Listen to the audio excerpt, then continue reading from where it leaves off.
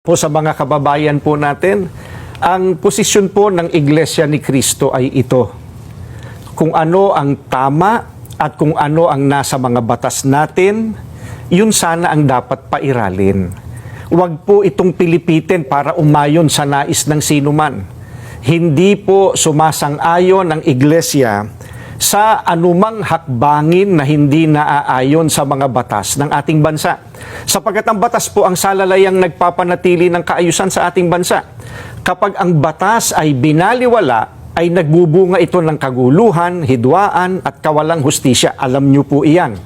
Sino mang Pilipino o mamamayan ng ating bansa na may ginawang paglabag sa ating mga batas, dito dapat litisin sa ating bansa.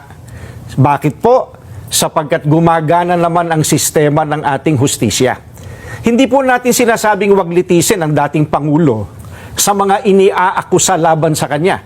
Ang saganang amin po, nagtitiwala ang Iglesia ni Cristo sa integridad at kakayahan ng hudikatura para pagpasyahan ng ganitong bagay at usapin. Ang mga hukom natin ay may kakayahan po na gampanan ang kanilang tungkulin, na ipataw ang tamang hustisya at pairali ng katarungan sa lahat ng sandali. Kaya, hindi natin dapat isuko ang soberenya ng ating bansa sa iba. Yan po ang posisyon natin. Ayun.